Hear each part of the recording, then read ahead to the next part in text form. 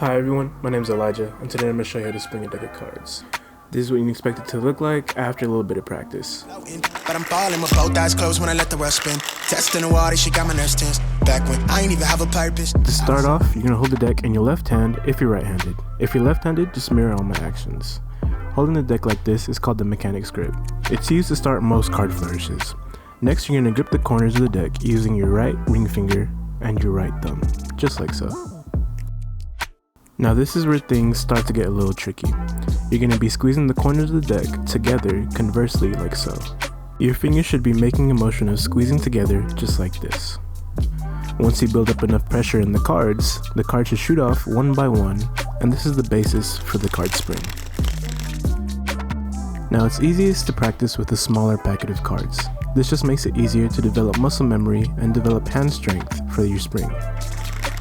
Now besides using a small packet of cards, another really good way to practice is by springing onto a table, just so you could focus on your spring and not have to worry about catching the cards. Make sure your other hand is nearby to catch any rogue cards that might fly away.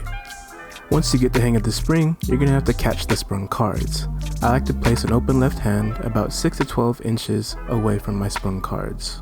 I like to aim the cards right above the pinky and below my index finger, like this. This gives the cards a really good landing pad after I shoot them. Make sure that your left hand stays relaxed when catching the cards, as tensing up might cause cards to fly out. Now after you sprung the cards, you can squeeze your fingers together like this to tidy up the cards and get ready for the next one. Now finally, once you put everything together and a little bit of practice, you should get a smooth card spring.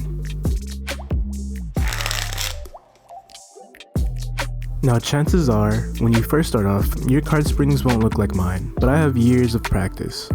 You might struggle with cards clumping up, you might struggle with general card handling and cards going everywhere.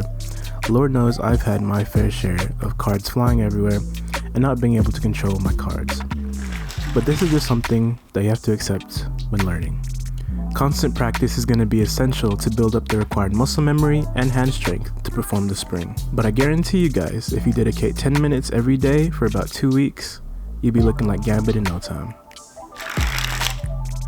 Thank you guys for watching. I hope you learned something, and just remember that practice makes perfect.